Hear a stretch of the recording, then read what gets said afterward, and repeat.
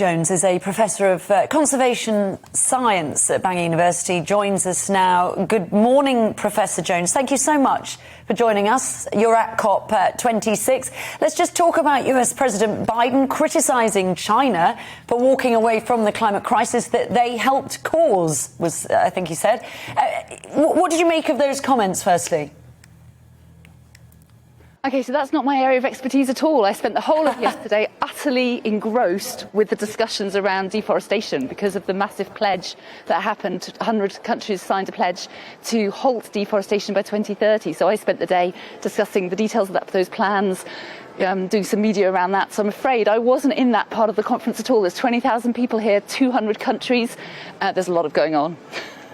There are many headlines. We were just putting it out there. But let's talk more about this deforestation. More than 100 nations, including Brazil, which is incredible, are pledging to end and reverse deforestation by 2030.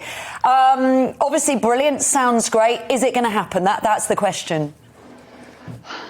I think your scepticism is completely spot on. So this is actually the fourth, really, in a series of very similar pledges. The most recent was the 2014 New York Declaration on Forests, and that pledged to halve deforestation by 2020.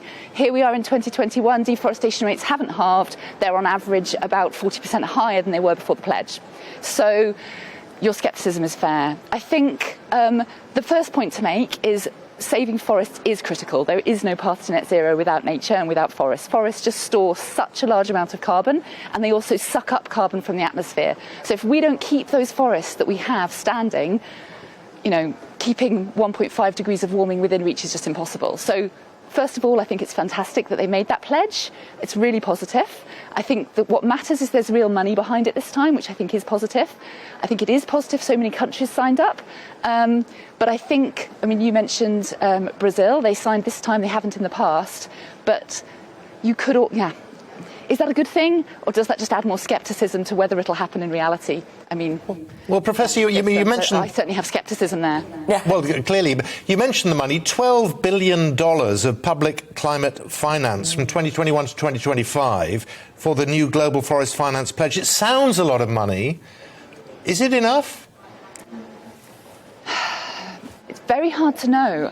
To be honest, I don't think we really have a good idea of how much it would cost to genuinely cease deforestation globally. So, of course, deforestation has different drivers, different parts of the world. The thing I work on is deforestation driven by small-scale farmers, just, relatively poor people trying to get by, particularly in Madagascar, where I work a lot. Now, those people, to shift their farming practices into something more sustainable that doesn't depend on clearing forest and shifting every few years, genuinely costs money. It costs investment. They need training. They need, access to improved varieties of seeds, etc. Do we know whether this money is enough? That's one question. But the other is, will the money get to the people that really need to see that cash? Interestingly, because we always think of the Amazon, don't we? But the Congo Basin is also crucial to this. That's the second largest area of rainforest. And we're only now beginning to think about these things properly, aren't we? Absolutely. The Congo, my goodness, the amount of carbon stored in the Congo is just mind-blowing. So only a few years ago, there was a major research project revealed, I think it was University College of London that led it, that revealed just how much carbon is stored in the peat under the Congo. That wasn't fully recognised before. And if those forests go and that carbon stored in the peat, it's particularly the peat, not the trees, we're looking at 4 degrees of warming in that kind of world. Frightening, really.